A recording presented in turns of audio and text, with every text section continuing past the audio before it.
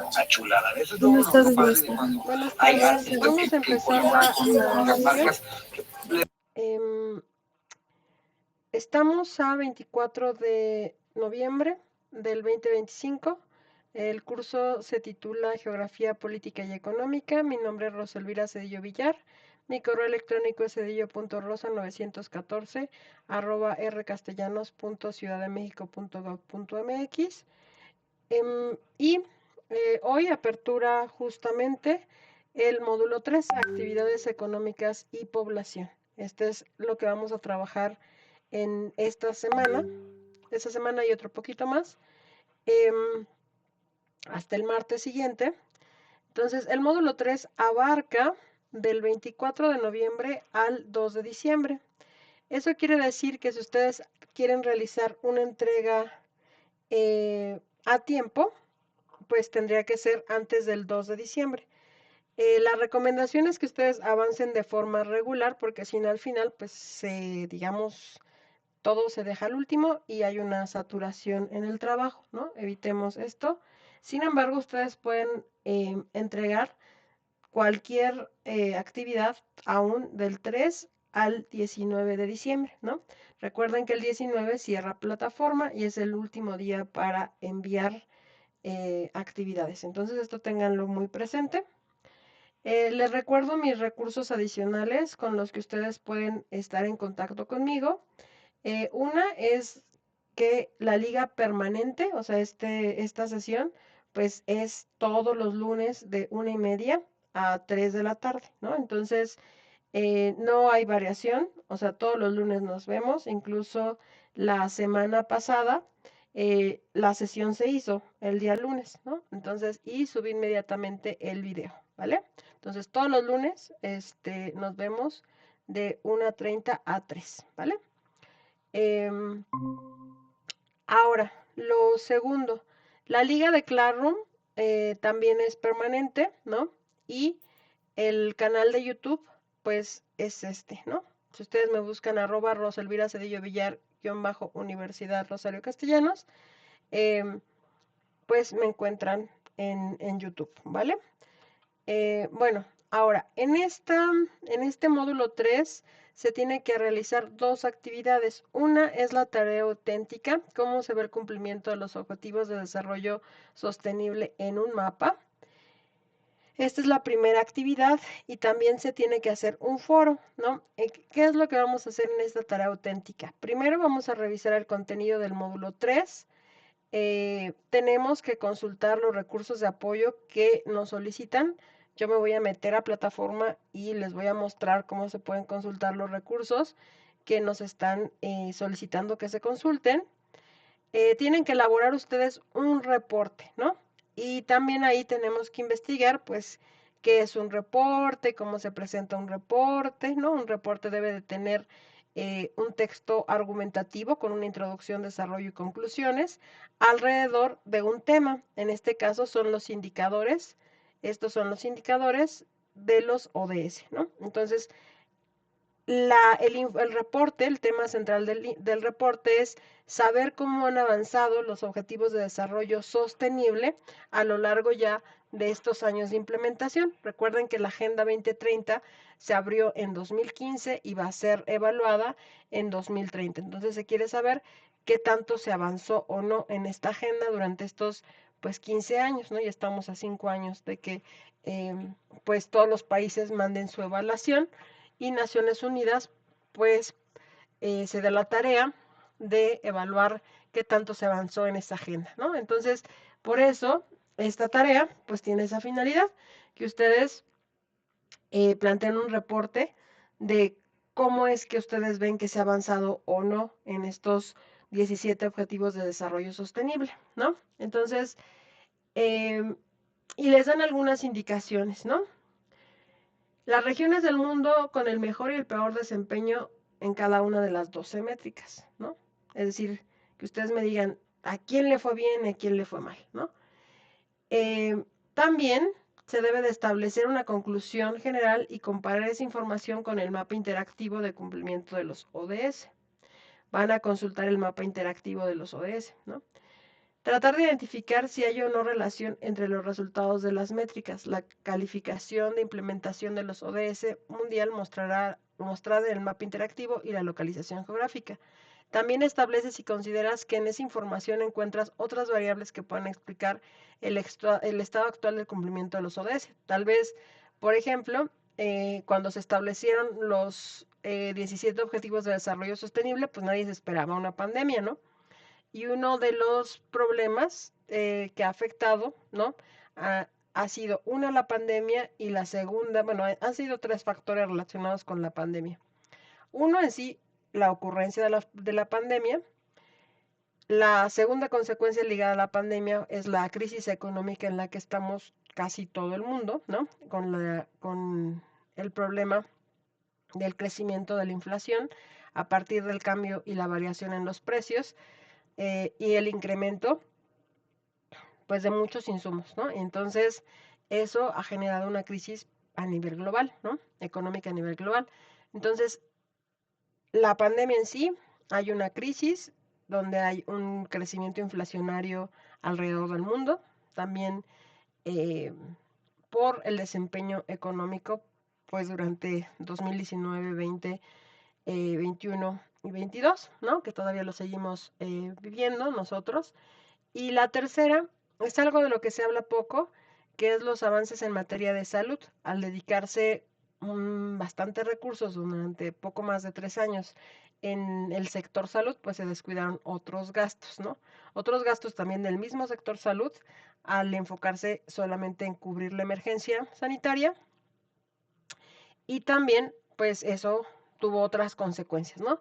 Otro tema del que les decía, poco se habla, es que decían ya los expertos cuando surgió la pandemia que había una pandemia o una epidemia detrás de la pandemia, en este caso es la salud mental, ¿no?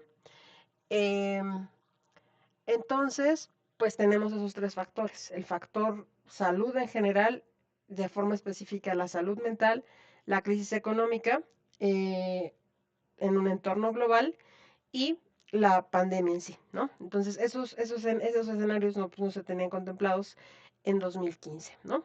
Entonces, obligatoriamente tienen que incluir en ese reporte mapas y cuadros, ¿no? Para apoyar su explicación de cómo ven el avance de los 17 Objetivos de Desarrollo Sostenible en el mundo, ¿no? Si necesitan buscar información adicional, pues tienen que citar y referenciar esas, digamos, materiales adicionales en formato APA y cuidar que su documento final que envíen sea en PDF y como máximo, pues pese 1 MB, ¿no? Esa es la tarea auténtica. Después tenemos el foro de reforzamiento, ¿no? El foro de reforzamiento invita a que ustedes realicen una reflexión crítica sobre la medición de los ODS. Los ODS se plantearon como indicadores cuantificables y medibles, ¿no?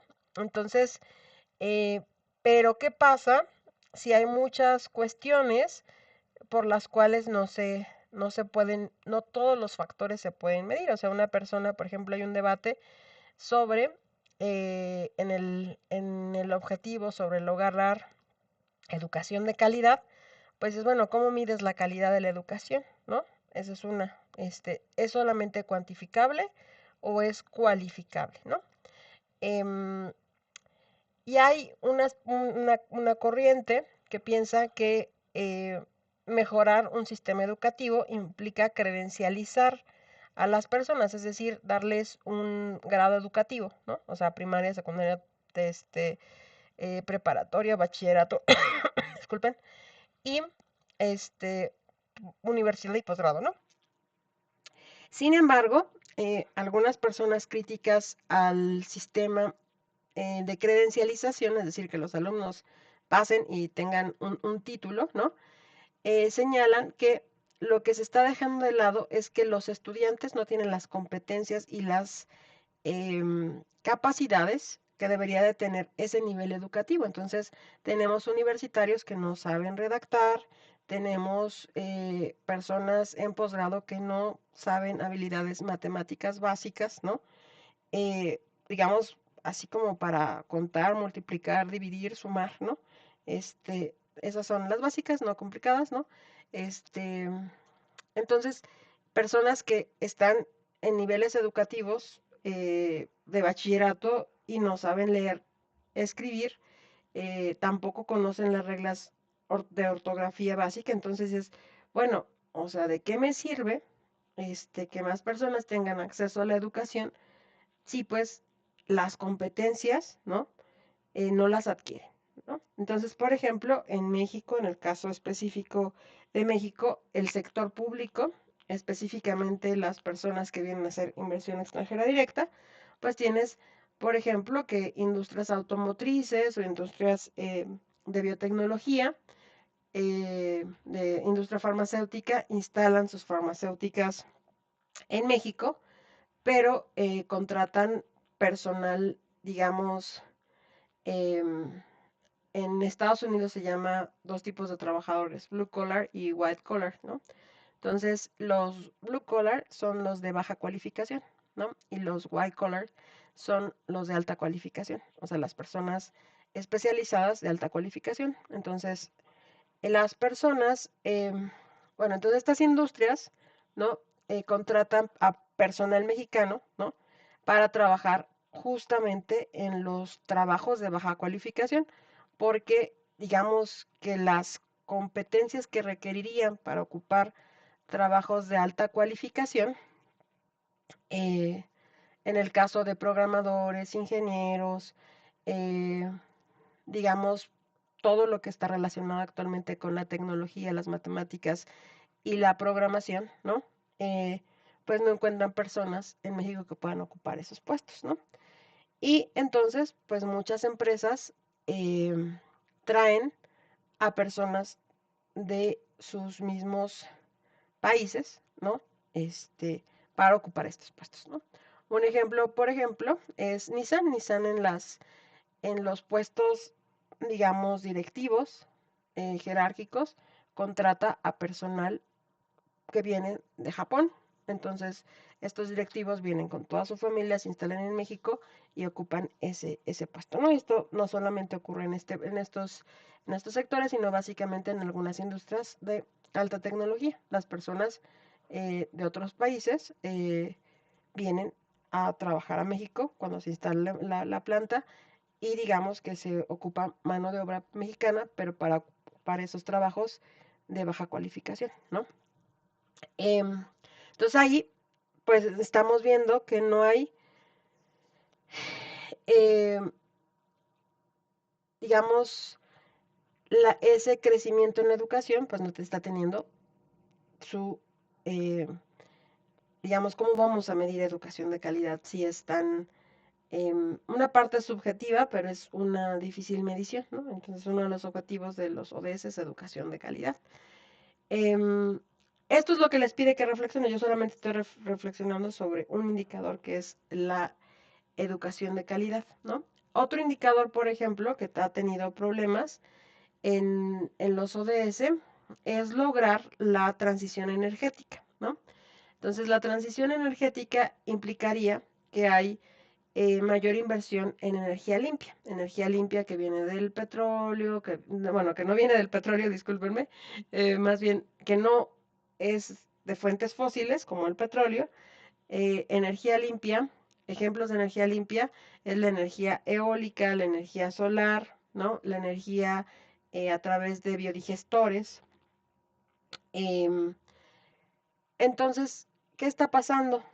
En México, em, pues ya desde hace varias décadas, eh, pues hay como una pugna, ¿no? Interna entre grupos que se debaten por seguir basando una economía en combustibles fósiles cuando sabemos que en el, digamos, corto y mediano plazo, las reservas de petróleo en México están escaseando, se tienen que hacer excavaciones a mayor profundidad y eso disminuye la calidad del crudo mexicano. Actualmente, pues el petróleo mexicano es de, digamos, comparado a nivel internacional, no es tan bueno, ¿no? Es más difícil de refinar, Entonces, pues eso hace que dices, bueno, si quieres tener una economía que siga basando en combustibles fósiles cuando el mundo ya está haciendo una transición energética hacia energías limpias, tampoco hay un interés, digamos, por llevar a cabo reformas energéticas estructurales que permitan pues esa transición energética, es decir, que haya apertura a la inversión pública y privada, ¿no? Para que se empiecen a fomentar el uso de paneles solares, de, eh, digamos, parques de energía eólica, ¿no? Para eso necesitamos la conjunción de inversión pública y privada, ¿no?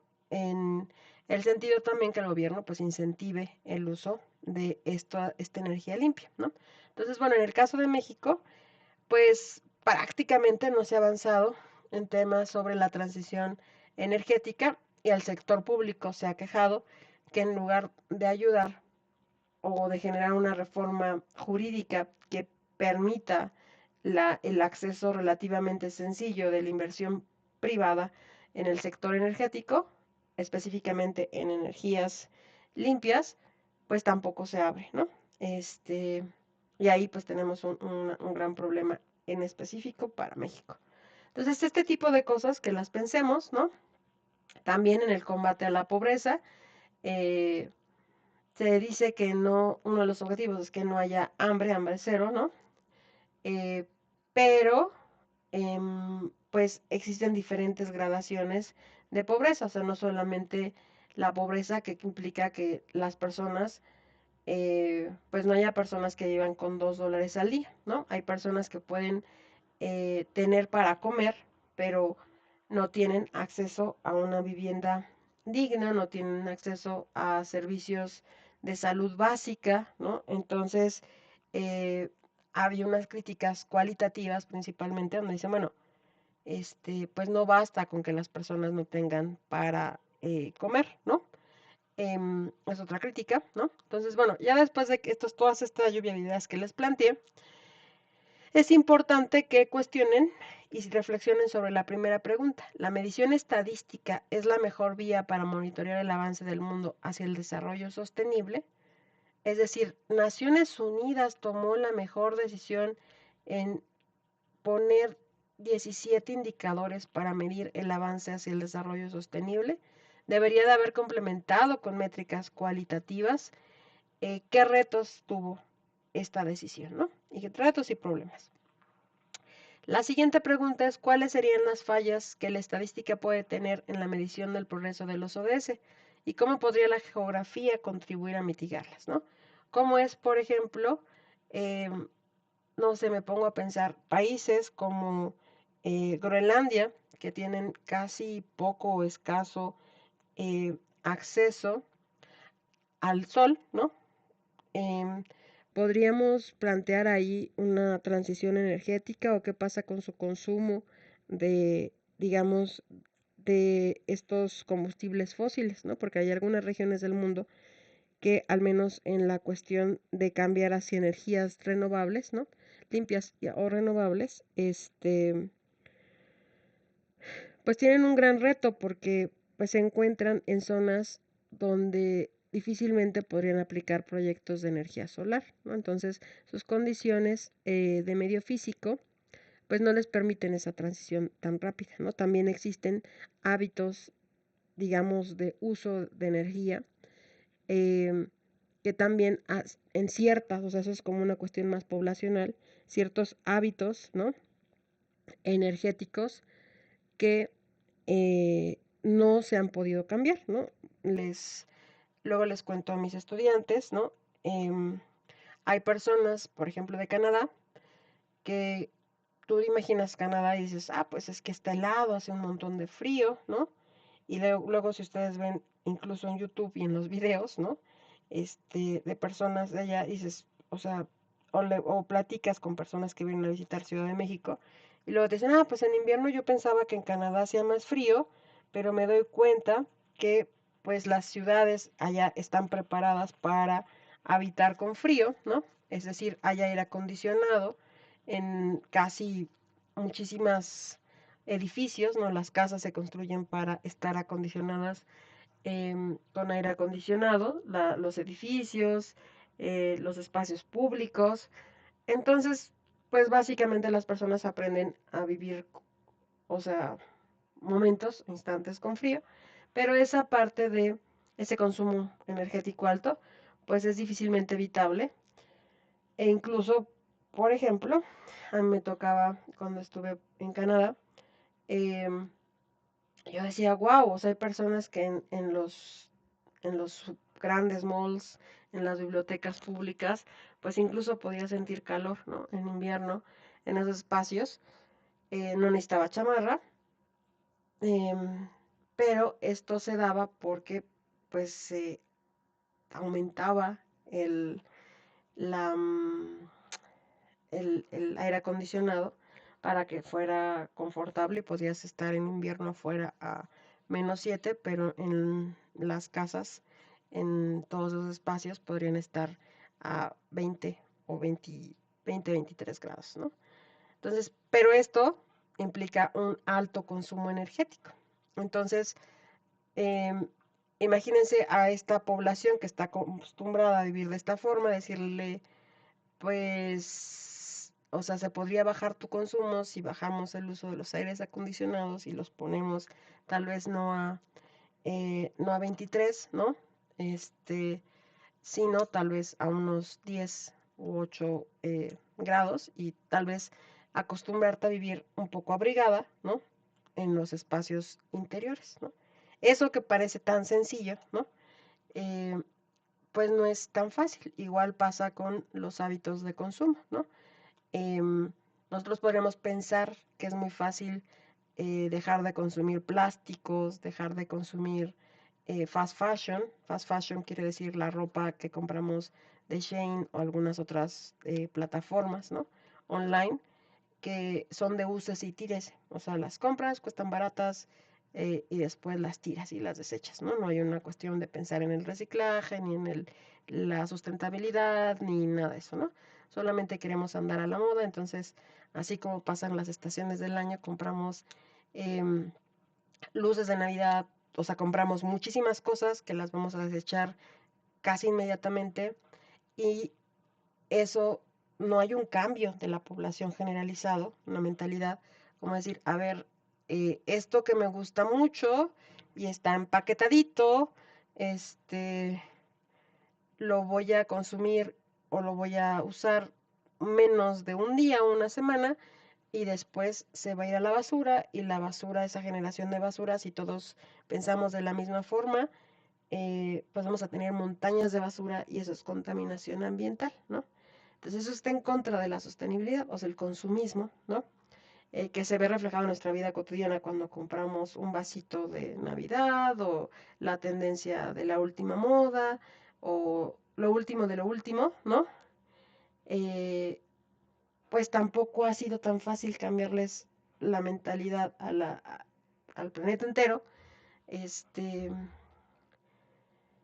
sobre este consumismo, ¿no? Es decir, a ver, lo que nos consumamos hoy en productos no biodegradables va a ser la contaminación de mañana, ¿no? Entonces, esa cuestión de las modas, de, pues nos afecta a todos en el planeta. Entonces, eso no lo podemos medir de manera cuantitativa, ¿no? Este, ahí no hacía falta, pues, mediciones cualitativas, es lo que les estoy invitando a reflexionar en esta última pregunta, ¿no?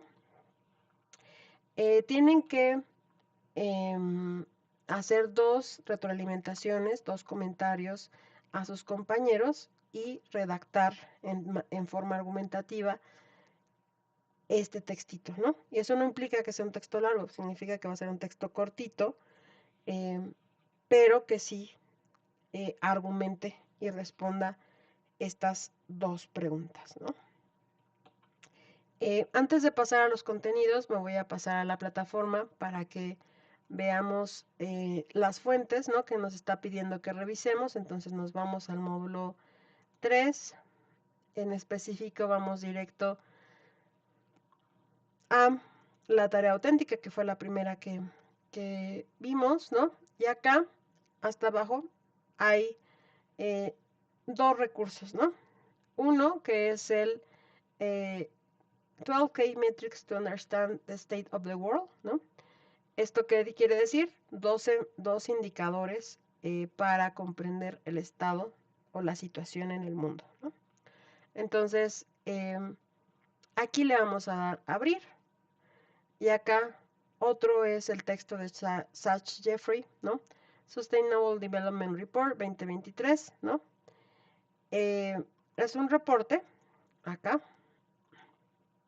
Este es el reporte del avance, pero este es el reporte, digamos, en un mapa interactivo, ¿no? Para que ustedes vean, este es el indicador número 1, ¿no? Y también, adicionalmente a estos dos, aquí está, por ejemplo, este es el documento de los 2 indicadores para entender el estado del mundo, ¿no? Y van a entender, los 2 indicadores son extrema pobreza, este que es el Producto Interno Bruto per cápita, ¿no? El ingreso promedio de cada país, la población, o sea, la cantidad de personas que hay en cada país, la mortalidad infantil, la tasa de fecundidad, la esperanza de vida, la cuestión de hambre y desnutrición en el mundo, aquí se llama la esperanza educativa, ¿no? Pero son los años promedio de escolaridad esperada que podría tener la población. El acceso a recursos de salud y sanación, el acceso a energía, el uso de la energía y las emisiones de carbono. Esos son estos 2 indicadores. Aquí ven el primero, ¿no? Y les dan el dato, ¿no? Les dice qué pasa con esta cuestión de la extrema pobreza, les da este mapa y les dice, bueno, cuáles son, ¿no? Acá dice, esta es la cantidad de personas que viven en extrema pobreza, ¿no? Esto es, si quieren, o sea, acá en estos países, por ejemplo, que son muy altos, que es en la República Democrática del Congo, el 85.3% de la población vive en extrema pobreza, es decir, vive con menos de $2 al día, ¿no? $2 al día son alrededor de 40 pesos, ¿no? Entonces, y estos son los países los que están en rojito, los que tienen la mayor cantidad de personas en pobreza extrema, ¿no? Aquí solamente hay 2, si ustedes le dan aquí en el 90, pues se van a dar cuenta que es Mozambique y el Congo, y de ahí después vamos aquí al 80, pueden ir viendo que son Zambia y la República Central de África, ¿no? Si ustedes le dan aquí a México, les dice que alrededor del 2.3% de las personas viven en condiciones de extrema pobreza.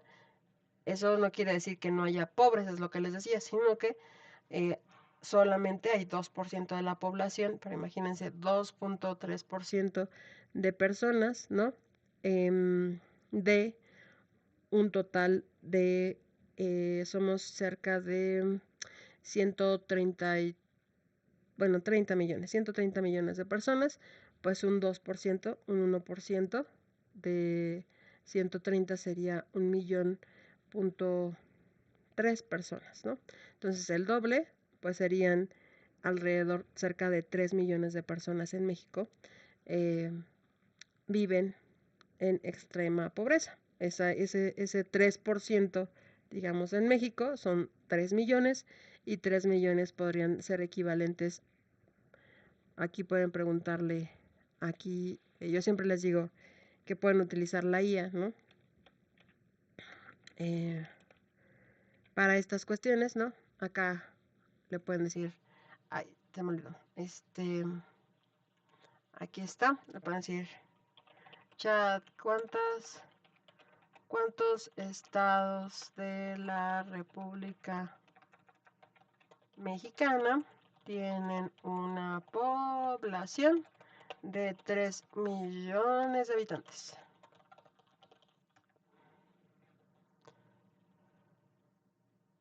Y ahí ahorita vemos que le responde, ¿no? Entonces, más o menos, tenemos 8 entidades del país, ¿no? Como Baja California, Chihuahua, Guerrero, Tamaulipas, Coahuila, Hidalgo, Sinaloa, que son aproximadamente de 3 millones. Entonces, yo no estoy diciendo que estas son las más pobres, ¿no? Sino estoy diciendo, imagínense que casi lo que equivale a tener a la población completita del estado de Guerrero es la cantidad de pobres que nosotros tenemos en el país, ¿no? Entonces, esto no es, o sea, parece, o sea, dices, bueno, pues en este indicador me dirá que México solamente tiene 2.3% de pobres, ¿no?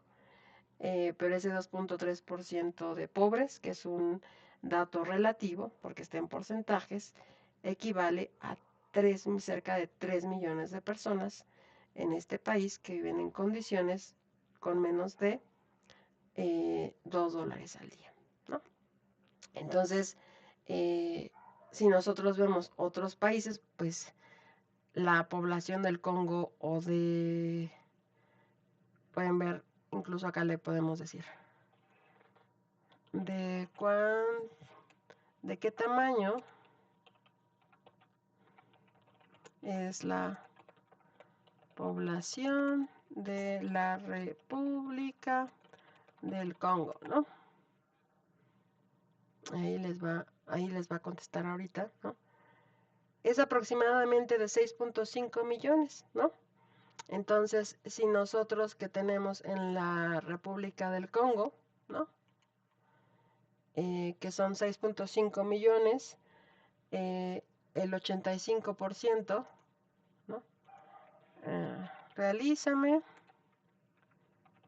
esta operación, ¿no? 85,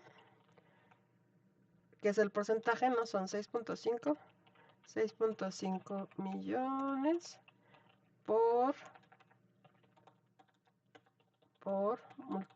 sí, bueno, a ver si me queda reconocer, por 0.85. Es aproximadamente, tiene 5.525 millones, ¿no? En la República del Congo, que es el país donde hay más pobres en el mundo, ¿no? Entonces, bueno, pues nada más casi estamos en la República del Congo, la diferencia son 2.5 millones, ¿no? Entonces, ¿qué problema hay cuando comparamos de forma relativa y no dimensionamos el tamaño en cuanto a tamaño de población, ¿no? Pues ahí tienen solamente con revisar estas métricas, ¿no? Estos mapitas interactivos, pues tienen muchas preguntas que hacerse, ¿no? Esta es la distribución de la pobreza en el mundo, ¿no? Estos son debajo de $3 al día, ¿no? Esta es la pobreza extrema. Y aquí van viendo, esto se llama las líneas de pobreza, ¿no? Son como los gradientes de la pobreza, ¿no? Las personas que viven por abajo de $10 al día, de $8 al día, de 4 a $30 al día, y así sucesivamente, ¿no? El primer indicador que toma la ODS, pues solamente abarca a estas personas, ¿no? Por debajo de $3 al día. Aquí está el crecimiento de la economía en el mundo, ¿no? Aquí les da más o menos cuál es el Producto Interno Bruto per cápita en cada uno de estos países, ¿no? Ahí está el de México. Entonces que ustedes vayan ahí tal vez contrastando las regiones, ¿no? Ya que son internacionalistas, pues primero es importante que vayan aquí conociendo los países y vean la dimensión de, digamos, el Producto Interno Bruto per cápita es cuánto crecimiento económico hay en promedio en el mundo, ¿no? Entonces los que tienen mayor crecimiento, pues son estos, y así pueden ir viendo los países y van viendo cómo a qué grupo pertenece cada uno de los países en el mundo, y acá ustedes pueden ir identificando qué países son de los que se está hablando, ¿no? Acá también es la población, ¿qué está pasando con la población? Pues sabemos que los que están creciendo en población básicamente son China e India. Los demás países se encuentran en descenso poblacional, y eso está relacionado con otro tema que les piden que, digamos, reflexionen, que es la tasa de fecundidad en el mundo, ¿no? En general, la mayoría de los países en el mundo ya estamos hacia el decrecimiento poblacional, es decir, está disminuyendo el número de personas que desean tener hijos, ¿no? Entonces, hay países como Japón, como Italia, como Alemania, que ya no están creciendo, ¿no? Y en el caso de Japón está eh, en riesgo de que su población desaparezca, porque ya la cantidad de adultos y adultos mayores principalmente es más grande que los nacimientos. Entonces, esto también afectaría a estos países, ¿no? Que implica, por ejemplo, que tengamos más personas adultas mayores. Sabemos que, pues, bueno, va a sonar feo, pero los seres humanos tenemos una fecha de expiración, ¿no? O sea, no somos eternos. Nacemos, crecemos, somos adultos y adultos mayores y pues ya estamos en proceso de eh, salir de nuestro experimento que es la vida, ¿no? Entonces, eh, al tener ese ciclo de vida, quiere decir pues que las personas que están en edades mayores de 65 años y más requieren cuidados médicos, ¿no? Entonces, si no hay población joven que les brinde esos cuidados, pues tenemos un problema tanto poblacional, social, cultural y económico, ¿no? Aparte, según, digamos, las estadísticas de todo el mundo, las personas adultas mayores pues tienen mayor riesgo a estar enfermas y en el caso de México tenemos poblaciones, la mayoría de nuestra población adulta ya desde los 40, 50 años empiezan a tener enfermedades crónicas degenerativas por la gran presencia de obesidad, diabetes y otras enfermedades crónicas degenerativas. Entonces eso quiere decir que si ahorita ya tenemos problemas a los 50, pues imagínense cómo va a llegar la población a los 60, a los 65 años, a los 70 años, ¿no? Eso quiere decir que pues esta población va a tener un gran gasto en salud, ¿no?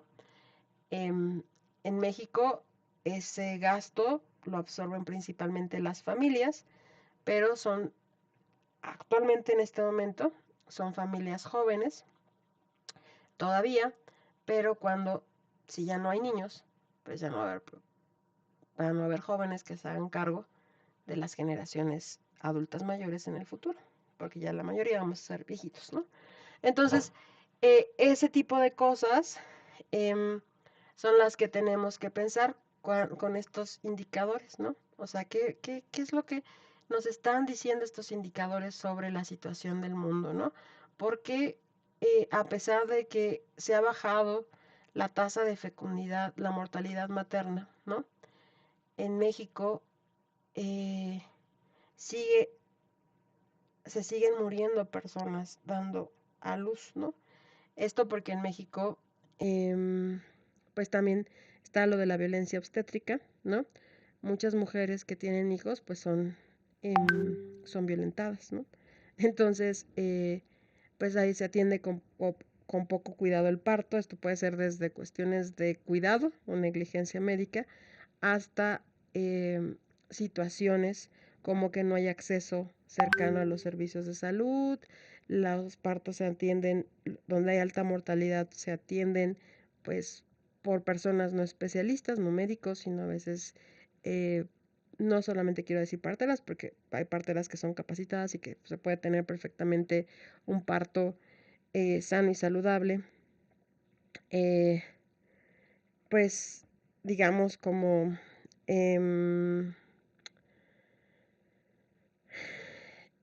pero lo que sí se ha comprobado es que el que no se tenga acceso a un servicio, digamos, de salud o una atención periódica de estas futuras madres, pues aumenta la mortalidad, ¿no? Entonces, eh, esto principalmente ocurre en algunos países como África u otros países de Asia, ¿no? Donde hay una alta mortalidad materna. En México se ha descendido, sin embargo sigue siendo bastante alta y les digo, no solamente piensen, no solamente piensen en cuestiones como del porcentaje, sino pásenlo más o menos la cantidad de muertes que hay, ¿no? Em, entonces, y esto es en países como México, donde podría ser completamente evitable la mortalidad materna, preguntarnos por qué sigue estando presente, ¿no? Así como la esperanza de vida, o sea, ha crecido en todo el mundo, incluido también México, ¿no?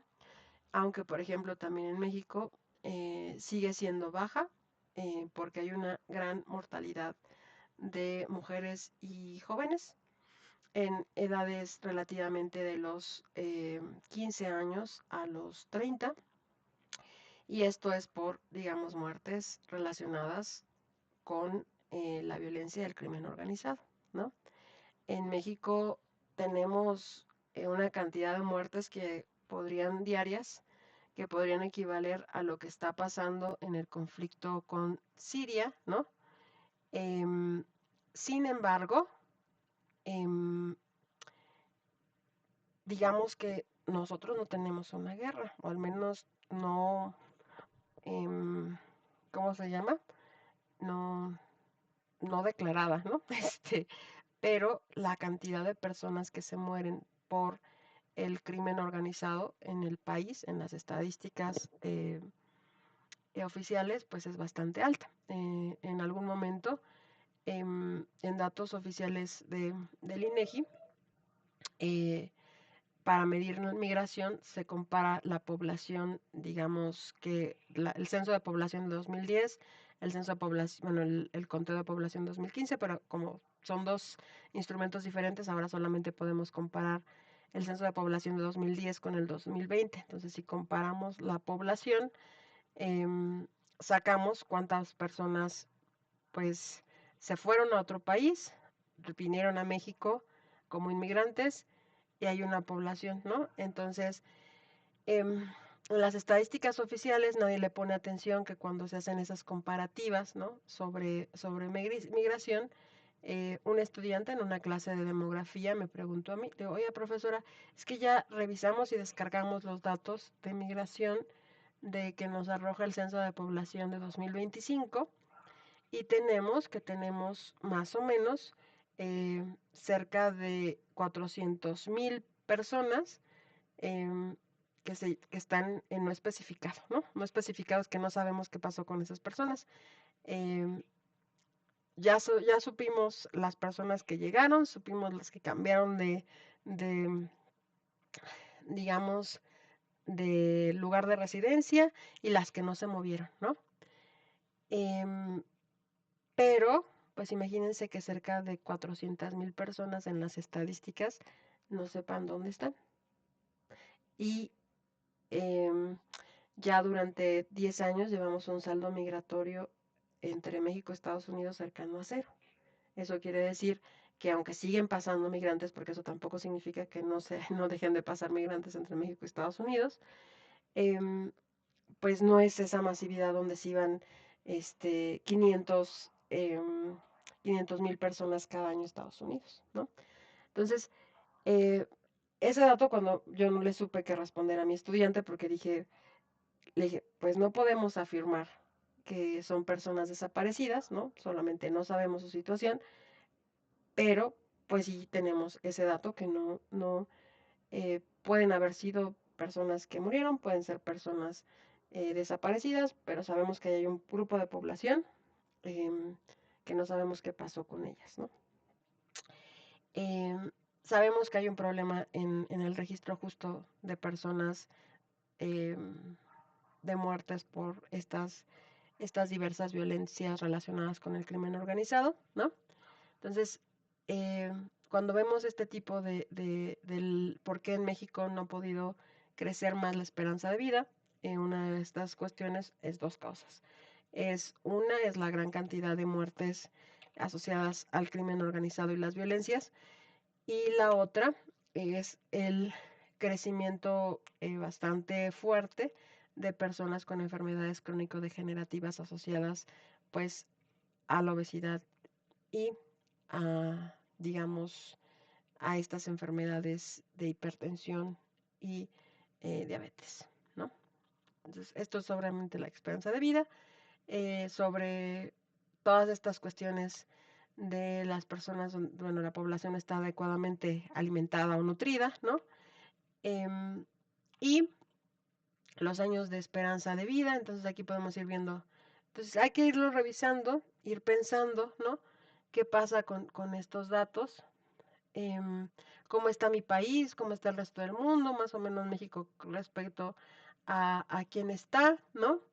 En todos estos indicadores, ¿va? Para ya no extenderme tanto.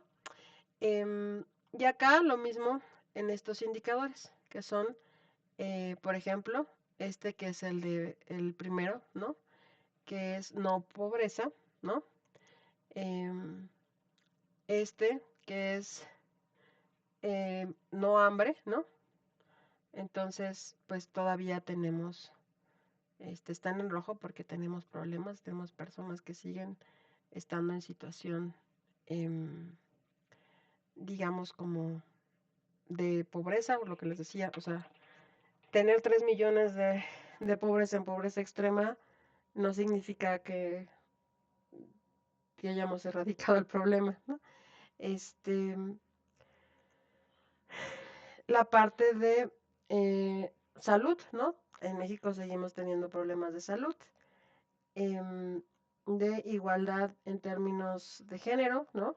O sea, si bien no estamos como países como los africanos, ¿no? Acá, en problemas de igualdad al acceso a la educación, ¿no? De calidad educativa, pues estamos todavía en naranjita, ¿no? Todavía existen significativos, o sea, retos significativos en este aspecto, ¿no? Y acá, pues hay países que pues ya no tienen problema respecto a la calidad de la educación, ¿no? Acá este es el de género, que es el que les decía, ¿no? Equidad de género. Acá, pues también hay problemas, tendríamos que ver cuáles son los principales problemas que existen en materia de equidad de género en México. Este que es de energías limpias, ¿no? Vean, hay un problema, pues ¿por qué será que Rusia no puede hacer esa transición tan rápida energética, ¿no? Porque nosotros tenemos cierta resistencia y hay unos países que ya lograron la transición energética a energías limpias, ¿no? Entonces, crecimiento económico, ¿no? ¿Por qué seguimos teniendo problemas en términos de crecimiento económico y acceso a trabajo decente eh, respecto al resto del mundo, ¿no? Y así, con cada acciones por el clima, ¿no? Porque acciones por el clima que implicaría pensar en tener una vida más sustentable, ¿no? Con patrones de consumo más sostenibles, ¿no?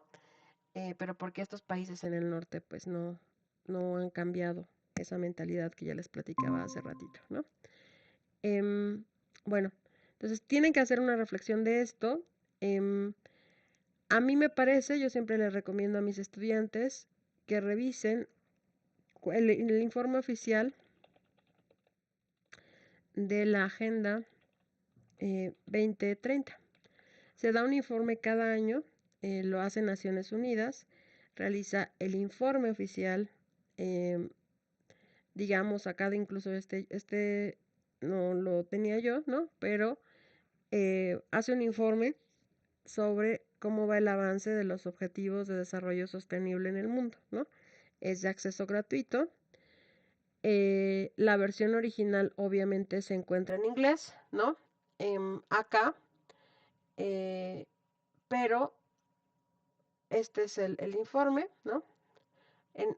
O sea, por ejemplo, el bloque pasado no estaba en español aún, este reporte ya está en español, entonces van aquí, el informe, aquí le ponen en español, ¿no?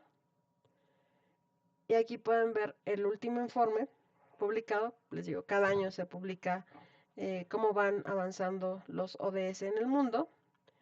Y aquí, pues les cuenta cuál es la historia de los ODS desde el reporte oficial de Naciones Unidas, ¿no?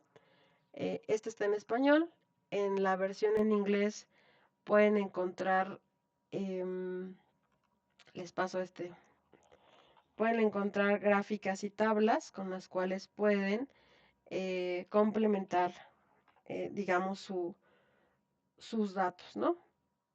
Yo recomiendo que lean justo el informe, ¿no? El informe oficial, que es este reporte, ¿no? Pues acá tienen los datos básicamente en español, la traducción en español.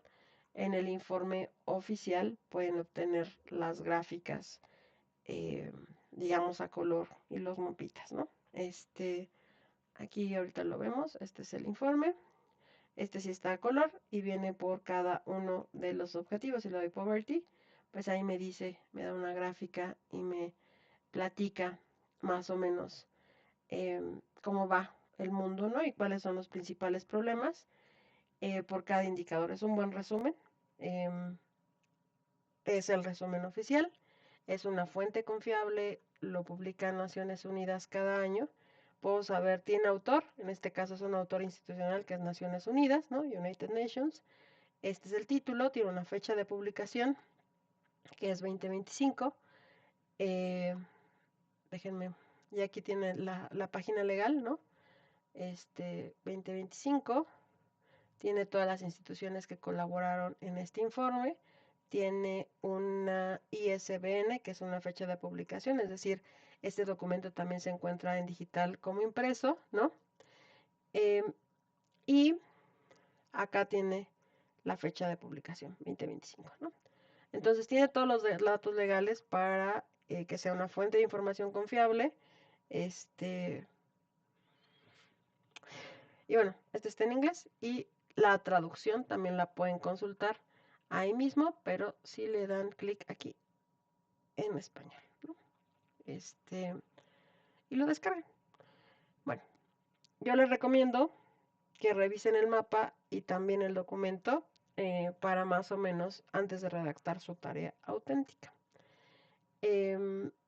Creo que también Lucía les va a hacer, va a escribir una tarea auténtica que vamos a postear en el Classroom para que les sirva de guía o ejemplo de lo que esperamos, ¿no? Que debe de contener introducción, desarrollo, conclusiones. Este reporte tiene que tener gráficas y tablas extraídas, puede ser de acá, puede ser de alguno de los sitios de los mapitas, ¿no? Tiene que tener mapitas, ¿no? Acá, por ejemplo, ¿cómo pueden consultar en el otro? Aquí, acá, ¿no? Acá pueden sacar la tabla, que es esta una tablita, ¿no? Entonces, si quieren, pueden sacar aquí, darle captura a pantalla a la tabla. Pueden poner el mapa, pueden ver una gráfica de líneas, como el acceso a la electricidad, ¿no? En cada uno de los países. O pueden verlo en gráficas de barras. Entonces aquí pueden ir sacando también capturas de pantalla, ¿no? Para su reporte. Y aquí pues también pueden ir sacando capturas de pantalla siempre y cuando citen, ¿no? Y citar implica Naciones Unidas 2025, ¿no? Y esto lo tomé de la página 5, ¿no? Esta grafiquita. Pero esta grafiquita no es mía, es de Naciones Unidas. Yo la estoy interpretando, pero la publicó originalmente Naciones Unidas. ¿Sale? Maestra, una pregunta. Entonces todo lo que es mapas, imágenes, gráficas y todo eso se tienen que citar de donde lo sacamos. Sí. Okay. Gracias, maestra. Entonces ahorita les voy a poner un ejemplito, ¿no? Rápidamente, por ejemplo, yo copio esta, ¿no? Y yo digo, hago una captura de pantalla, aquí.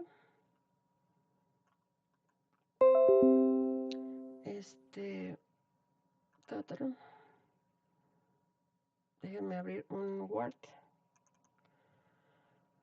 Yo iba a abrir un Google Document, pero ahora sí no lo abrí. Entonces supongamos que yo estoy acá, paso mi gráfica aquí. Ay, ¿por qué la copié doble? Bueno, la copié doble. Entonces, esta me está diciendo, ¿no? Incluso bueno, si voy a traducirla, si la voy a tomar y voy a traducir el título, ¿no? Por ejemplo, este título, lo que me está diciendo es ah, ah, ah,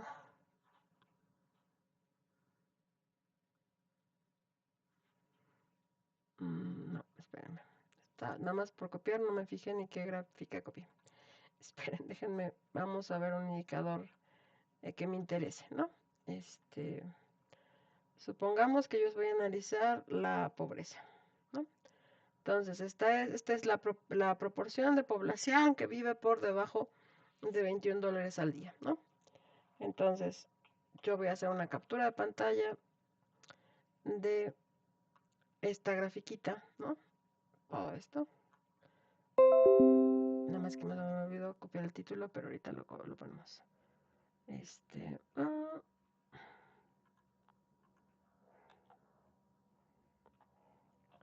Y ahí está, ¿no? Voy a poner acá y esta la voy a dividir en dos para que pueda yo ver qué significa, ¿no? Y voy a traducir ahora sí. Proporción de, o sea, voy a ponerle gráfica, ¿no? En mi informe va a ser tal vez gráfica 1, ¿no? Proporción de población que vive con menos de $3, bueno, escribo bien, $3 al día en 2021, ¿no? Y 2.15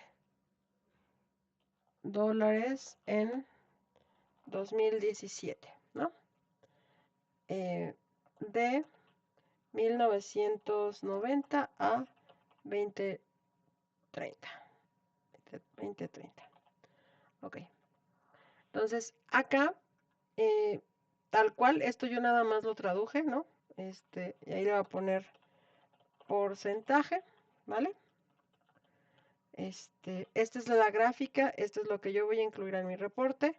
Yo la tomé directamente del informe de Naciones Unidas, entonces es mi obligación decir fuente Naciones Unidas 2025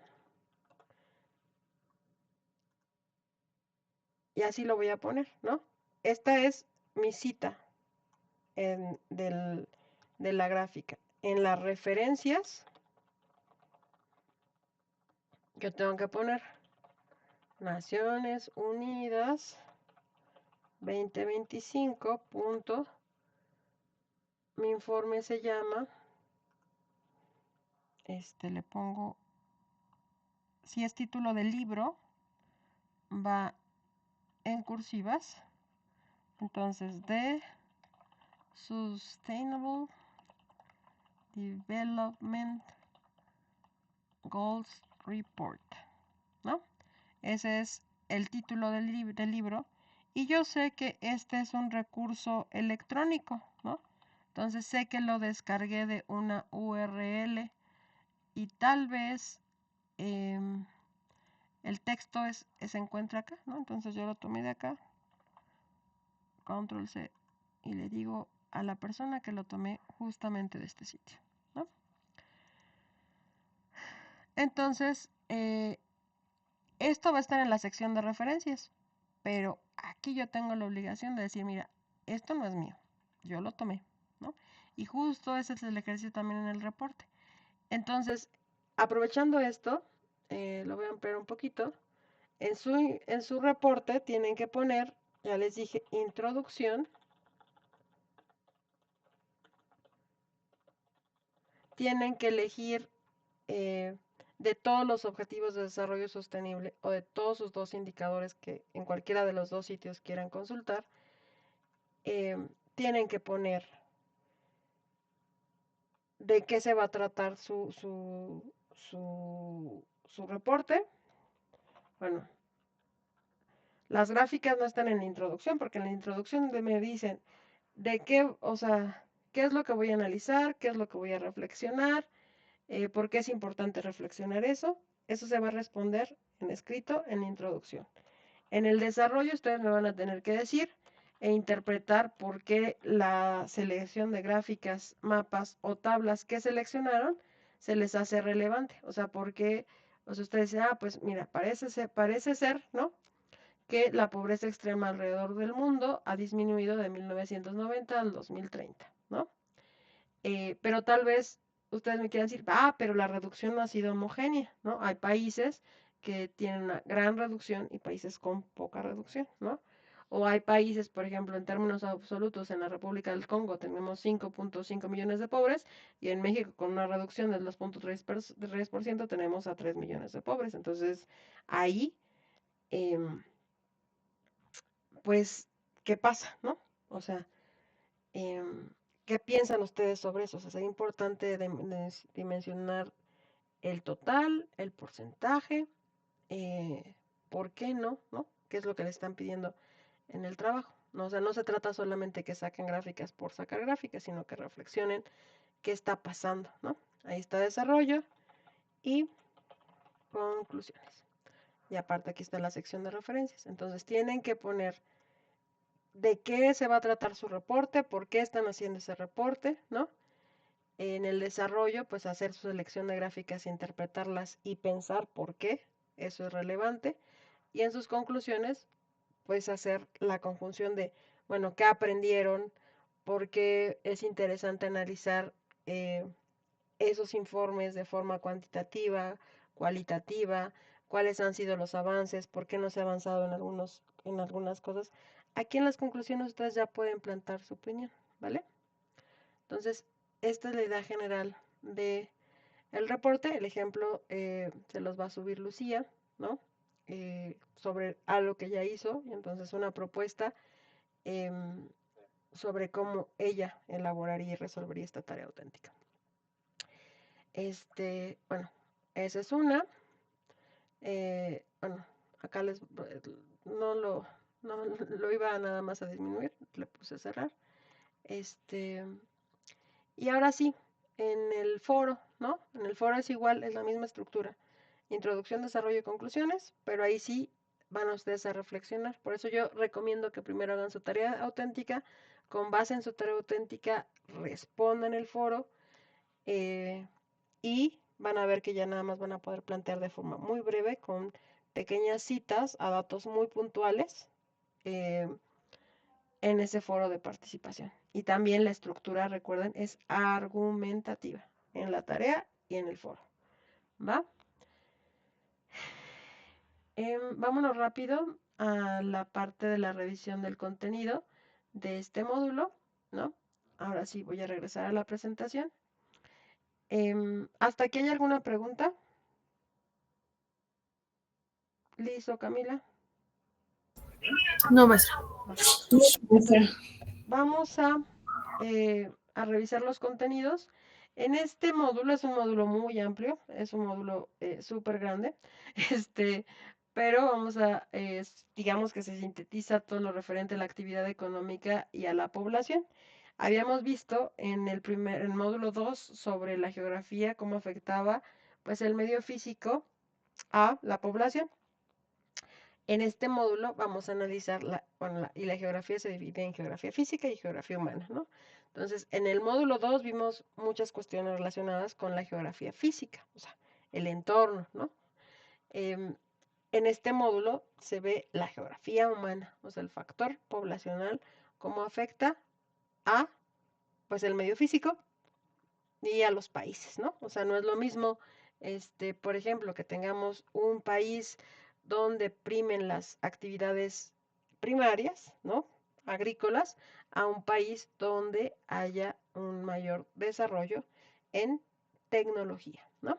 Por ejemplo, en China, actualmente, si ustedes ven y revisan los indicadores, uno de los indicadores más importantes fue su avance increíble en lograr que su población obtuviera cualificaciones, o sea, obtuviera niveles educativos crecientes, pero les digo, no solamente basta con obtenerlos, credencializarte, sino que efectivamente una vez que hayas aprendido o cursado una carrera, pues la ejerzas, apliques tus conocimientos. En ese factor, China, Corea, han logrado pues grandes avances, ¿no? O sea, en China, pues las personas que estudian ingeniería o las personas que estudian sus carreras, efectivamente las ejercen y eso le da un valor agregado a su economía, ¿no? Entonces, actualmente, pues todas las cuestiones de tecnologías, en específico todo lo que está pasando con innovaciones en computación, en ingeniería, en la industria energética, en la industria automovilística, ¿no? Un gran ejemplo es hace como unos 50 años, China ni siquiera pintaba en la industria automotriz, ¿no? Actualmente, sea desde un microchip en el auto hasta un motor completo, hasta un auto completo, provienen de China, ¿no? En todos estos autos eléctricos. Entonces, eh, ¿esto a qué se debe? Pues gracias a su avance en educación, en lograr efectivamente que pues su población se inserta efectivamente en ocupaciones relacionadas con lo que estudia, ¿no? Em, y pues se habla de eh, actualmente que China es una potencia mundial, ¿no?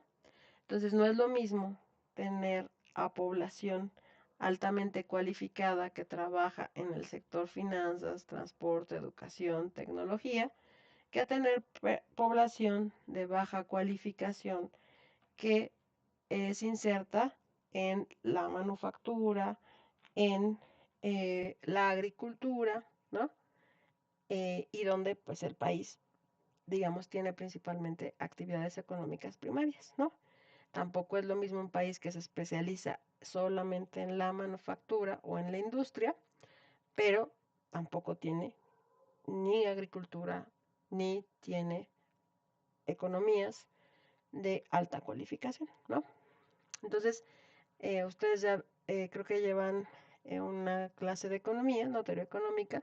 Entonces, lo que en teoría debería de pasar en un país es que deberían de haber una diversificación. La diversificación quiere decir que haya tanto personas en el sector primario, secundario y terciario, ¿no? Pero por diversos motivos hay a veces un desbalance, ¿no? Puede ser desde decisiones de política económica, donde dices, o cuestiones relacionadas con la planeación educativa, ¿no? Y te afecta cómo funciona, cómo se dan los diversos sectores de actividad económica en el mundo, ¿no? Em, entonces, bueno, el sector primario está dedicado a lo que sería la agricultura, la ganadería, la pesca, el secundario pues a la industria y la construcción, el terciario al comercio, el turismo, las finanzas, el transporte y la educación, ¿no? Em, bueno, hay diferentes sujetos macro y microeconómicos en la economía, ¿no? Y pues necesitamos justamente la confluencia del sector público y privado para activar la economía, ¿no? Si nosotros decimos, este, por ejemplo, decimos, no, pues es que los empresarios no sirven de nada porque solamente son, capitalistas que se quieren hacer ricos, ¿no? Eh, Esto pues sería ideológicamente una falacia, ¿no? Porque pues gracias a que existen empresas, existen puestos de trabajo y si existen puestos de trabajo, pues existen salarios y llegan ingresos a los hogares, ¿no? Entonces lo mismo pasa con el gobierno, ¿no? Cuando dicen, vamos a quitar a los burócratas flojos, ¿no? Pues gracias a que existen instituciones, ¿no? Existen mucha provisión de servicios públicos, ¿no? O sea, existimos los docentes, existimos los enfermeros, digamos, los médicos, ¿no? Que atienden de manera pública a las personas, ¿no? Entonces, em, como que todos esos agentes económicos, públicos y privados, pues ayudan a que digamos, este mundo exista, ¿no? Entonces, cuando pensamos solamente en decir, que no hay un sector económico, digamos, que debería desaparecer, pues justamente pareciera que quitamos ese balance, ¿no? Entonces tenemos agentes económicos públicos y privados, gobierno, empresas y hogares que hacen que la economía funcione, ¿no? Entonces, eh, esto es importante entenderlo en términos económicos, ¿no? Sin embargo, también hay una relación entre esa economía y el medio ambiente, ¿no? Em, por desgracia, en muchos países, por ejemplo, hablamos del gran crecimiento chino, ¿no? Pero también no se habla de algo que está pasando, por ejemplo, en los países donde se insertan esas grandes industrias a costa de la sobreexplotación de los recursos, ¿no? Entonces tenemos pues en ciudades de Asia en donde no se puede respirar por la contaminación tan alta. Entonces ahí hay un gran crecimiento económico a costa de la sobreexplotación de los recursos naturales, ¿no? O por ejemplo, dicen, eh, para producir los celulares se utiliza coltán, ¿no? Para tener esas pantallas. Si cada año si no van y renuevo mi celular, pues estoy promoviendo que se explote coltán, ¿no? Ese coltán tal vez venga de algún país africano.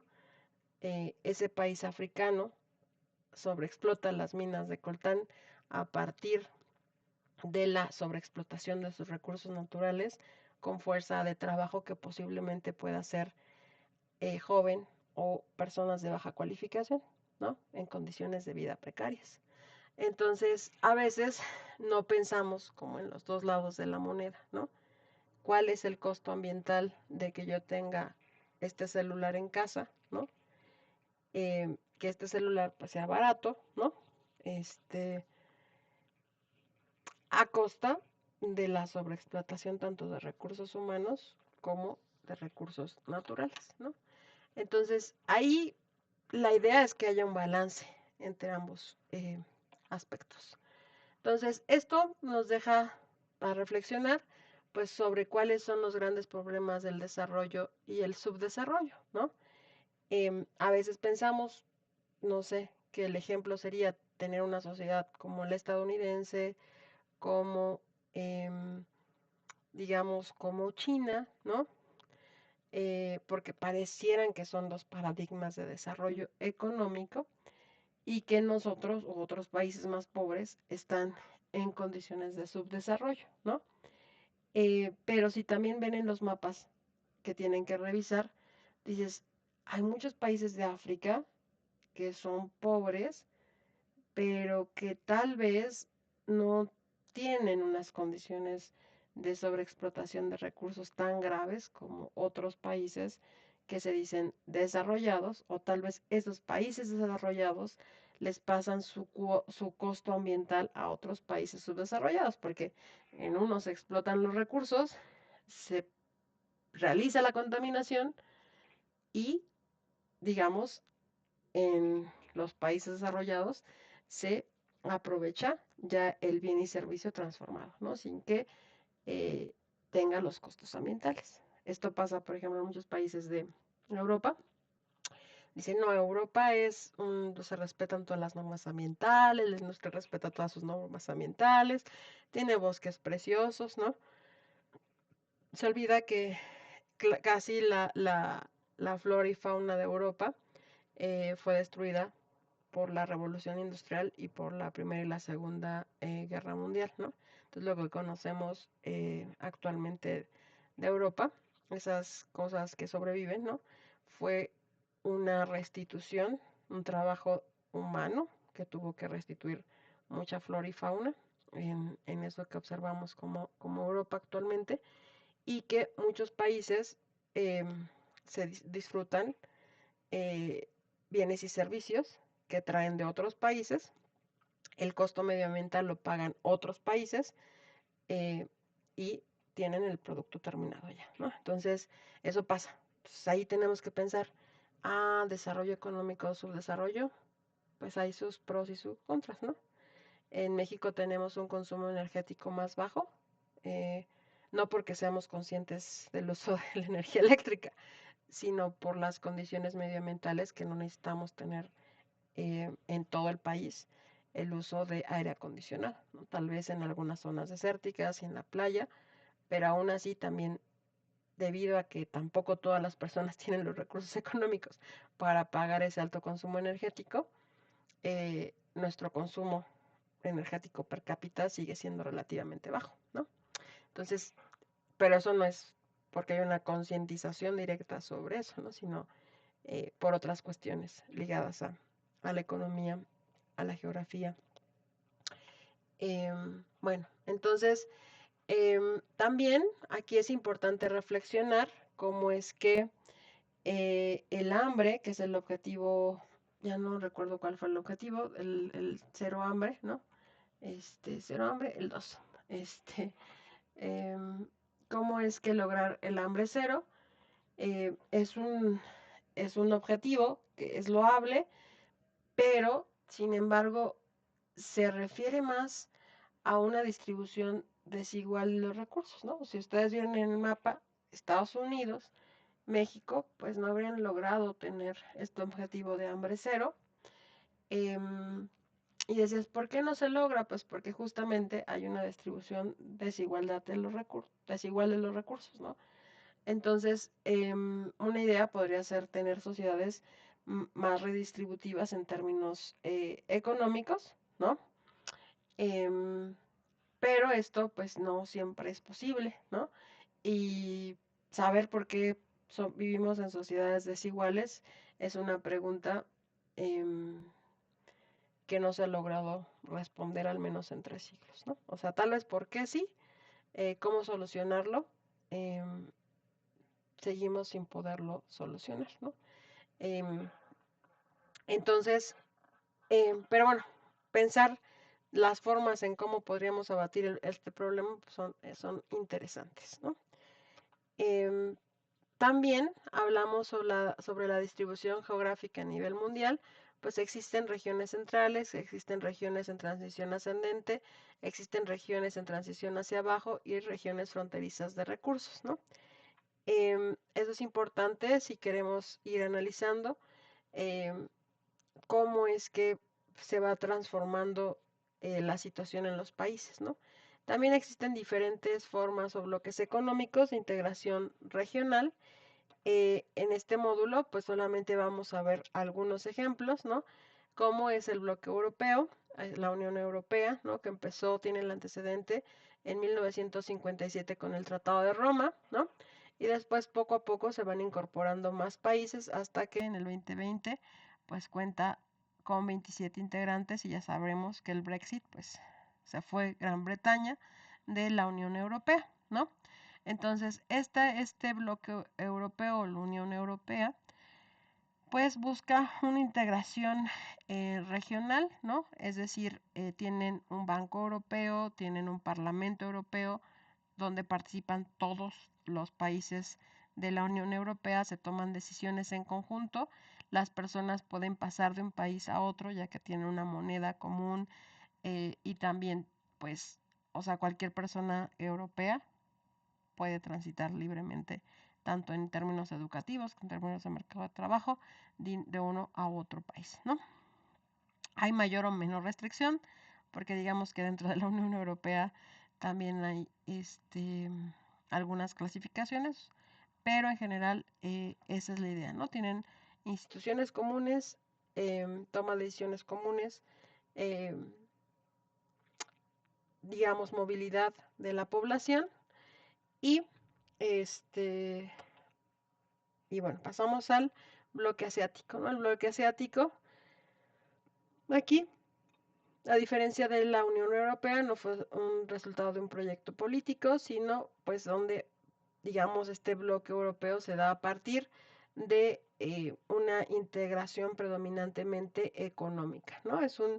Es decir, lo que se busca es que haya una comercialización de bienes y mercancías, no tanto una movilidad entre países. También está el bloque norteamericano, al cual pues somos parte nosotros como país, ¿no? Eh, este tratado se firmó en 1994, tuvo como antecedente el GATT.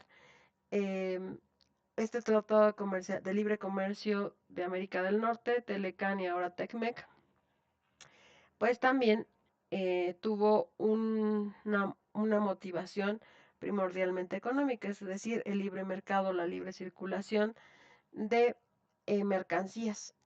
No permite una libre circulación de personas, es decir, no, o sea, no importa que sea mexicano, canadiense o estadounidense, voy a pasar de un lado a otro.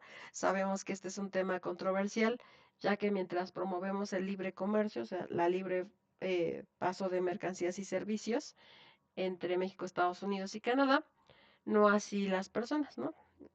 Obviamente que se teme que la población de Canadá o de México pasen de manera monumental hacia Estados Unidos, ¿no? Y, y que también, pues, la población de Estados Unidos llegue a cualquiera de estos dos países, ¿no? Entonces, bueno, con esto estamos analizando diferentes tipos de negociaciones en términos económicos para promover desde una integración hasta una solamente libre circulación de bienes y mercancías. Entonces, aquí básicamente, pues es importante que ustedes reflexionen sobre, eh, pues, qué pasa con México, ¿no? O sea, cuál es el país, cuál es la situación de México. Pues tenemos un país donde hay una gran predominancia del sector económico primario, tenemos cierta industria, principalmente ligada a la manufactura, ¿no? Tenemos también digamos, el desarrollo de un sector importante de actividad económica terciaria ligada al comercio y a los servicios, ¿no? ¿Dónde son las principales entidades pues, que más destacan en diversos sectores de actividad económica, ¿no? Como puede ser el sector primario, Jalisco, en sector secundario, en Campeche, ¿no? El sector terciario, pues la Ciudad de México, ¿no? Básicamente, o sea, porque pues nuestro país no es homogéneo. Pues México en términos de población, ya les había contado, nos encontramos en una transición demográfica y un acelerado proceso de envejecimiento poblacional, ¿no? Pasamos de ser una sociedad relativamente joven y actualmente estamos en una población donde ha disminuido la tasa de fecundidad, es decir, nacen menos niños y actualmente tenemos una población que mayoritariamente se encuentra en edades productivas de 15 a 64 años y esto va a cambiar rápidamente ya que vamos a ser em, a partir de 2030 una población ya envejecida, ¿no? Es decir, la población de 65 años y más va a ser mayor al 10% de la población. Em, y bueno, acá tienen que diferenciar la tasa de natalidad, ¿no? Es una medida de fertilidad donde me permite saber cuántos hijos hay por cada mujer, ¿no? En edad de procrear, o sea, en edad de tener hijos, de los 15 a los 49 años. La tasa de mortalidad, pues cuántas personas se mueren por cada 1000 habitantes. La morbilidad, cuáles son las causas de enfermedades más importantes en nuestro país. Ya les dije desde hace rato, las enfermedades crónico-degenerativas. La población absoluta, todo esto que les estoy diciendo sobre que es importante darnos cuenta que hay 3 millones de pobres, ese es un dato absoluto, en porcentaje será el 2.3%, ¿no? Entonces es importante pensar en números absolutos o en números relativos, qué consecuencias trae pensar en números absolutos y relativos, ¿no? La población urbana, pues la población que vive en las ciudades o la población que vive en las zonas rurales. Em, y aquí la población económicamente activa y la población económicamente inactiva, teóricamente la población que se encuentra de los 15 a 64 años son la población que potencialmente podría insertarse en alguna actividad primaria, secundaria o terciaria. Y esta es la población económicamente activa. Existen diversos flujos migratorios que se dan entre diversos países. La principal el principal motivo de movilidad es por razones económicas, es decir, la población se mueve por búsqueda de mejores oportunidades laborales, condiciones de vida, ¿no? Sabemos que en este sistema económico, para obtener mejores medios de vida, pues tenemos que trabajar, ¿no? Entonces, por eso es el principal móvil de la migración. Otro móvil de la migración que está siendo cada vez más importante, dadas las condiciones de vida en las que nos encontramos, es la migración por cambio climático, ¿no? Y desastres naturales. Entonces, también es importante pensar cómo esto está afectando la dinámica de los flujos migratorios, ¿no? En específico, pues pensemos la migración de centroamericanos a América del Norte. Y pues acá, ¿cuáles son los motivos que las personas tienen para migrar? Pues son diversos, ¿no? Ya les platiqué ahorita algunos. Em, y acá es también saber que hay diversos factores que han hecho que aumente o disminuya la población en el mundo, ¿no? Una es que los niños cada vez están naciendo menos niños y eso quiere decir que pues las mujeres quieren tener menos hijos, ¿no? O no quieren tener hijos.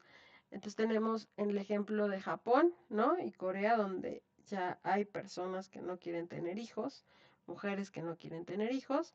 Y esto algunas personas van a decir, bueno, es por el alto costo que tiene tener hijos, o puede ser una decisión, o puede ser porque no hay condiciones en las que las mujeres puedan perseguir, digamos, una carrera profesional sin, eh, digamos, tener que sacrificar esta carrera por tener hijos, ¿no? Entonces, las sociedades que son no equitativas en materia de género, pues promueven que los jóvenes no quieran tener hijos porque pues se sabe que las generaciones que fueron nuestros padres, pues sabíamos que la mayoría, bueno, no sé si ustedes, pero este, muchas personas en México, principalmente mujeres, pues se dedicaban al hogar y los hombres eran los que salían a trabajar. Desde los años 80, pues hay un incremento de la participación tanto de hombres y mujeres por muchas razones, ¿no? Algunas personas dicen que también es consecuencia de la crisis económica que México permite cierto acceso a, este, a las mujeres al mercado de trabajo, es decir, ya no es suficiente que haya una sola persona que sea el proveedor de el hogar, ingresan las mujeres y esto trae muchas cuestiones complicadas en materia de redistribución del trabajo al interior de los hogares y entonces pues todo eso está generando pues cambios en la decisión de cómo se conforman las familias y si quieren o no tener hijos, ¿no? Ha aumentado la longevidad en promedio en el mundo, o sea, los humanos estamos viviendo más años, ¿no? Y eso trae consecuencias aparejadas, ¿no? Lo que les decía, pues las personas que viven más años, pues está padre que viven más años, pero esos años los vive con calidad de vida o sin calidad de vida. Si tiene enfermedades crónico-degenerativas, es costoso o no costoso vivir más años. Y acá lo importante, digamos, es saber que la población afecta no solamente el entorno, sino afecta la economía, afecta en muchas cuestiones, ¿no? Por ejemplo, no podemos pensar en sociedades más equitativas sin tener una redistribución de la carga, digamos, de cuidados, ¿no? Simplemente tampoco podemos pensar en abatir la desigualdad económica de manera mágica si tenemos poblaciones donde todavía no se tiene acceso completo a todos los niveles educativos, no se logra que las personas que efectivamente estuvieron en una carrera pues se logren insertar al mercado de trabajo porque no hay oportunidades de empleo y si no hay oportunidades de empleo pues tampoco hay medios para que esas personas pues puedan buscarse una mejor calidad de vida, ¿no?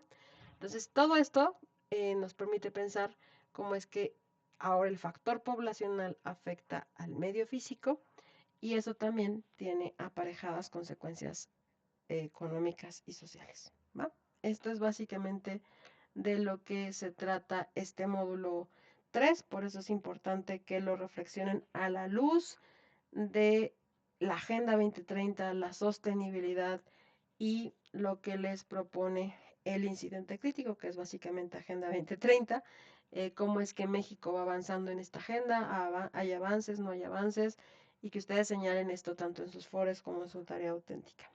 Entonces, me gustaría saber si hay algún comentario, pregunta, sugerencia. Voy a dejar de presentar. Sí, Lucía. Sí, profesora, muy buenas tardes, compañeras. Efectivamente, me gustaría añadir al tema sobre pues el sector primario, secundario, ¿no? Y terciario. Precisamente el día de hoy hay un bloqueo, ¿no? De agricultores y de transportistas de estos sectores, los cuales pues afecta directamente. Quiero ver que la interconexión de estos tres sectores están conectados exactamente, ¿no? Por ejemplo, los agricultores dejan de producir cultivos, ¿no? Frutas, hortalizas, al igual que afecta el sector secundario, que es la transformación precisamente de estos productos, y el sector terciario, que son los transportistas. Bueno, pues de alguna manera también a todos nos afecta, ¿no? Entonces, quiero dejar claro o añadir a esta información que los tres factores tienen una interconexión, ¿no? Que en sí pues afecta a toda la población. Sí, sería todo. Sí, correcto. Entonces, es justo verlo de manera como más integrada, ¿no? No solamente como fragmentada, y es justamente lo que nos invita a plantear las dos actividades que tenemos que realizar en este módulo, ¿no? O sea, no solamente basta ver y leer el contenido, sino tener una visión un poco más integradora, pero también pensar en las consecuencias o una perspectiva de futuro. Por eso es que tenemos que, a mí esta unidad se me hace como muy interesante en términos de reflexionar las problemáticas, y son problemáticas completamente contemporáneas y cercanas, ¿no? Gracias, Lucía, por tu aportación. No sé si hay algún otro comentario que tengan ustedes. No, maestra, de mi parte todo bien. Bueno, entonces quedo atenta a los envíos de sus actividades. El video lo subo al canal de YouTube. Solamente me resta agradecerle su asistencia y nos vemos el siguiente lunes de 1:30 a 3 de la tarde. ¿Vale? Muchas gracias, Lizy, Camila y Lucía, por acompañarnos en esta sesión. Gracias, maestra. Gracias, excelente día.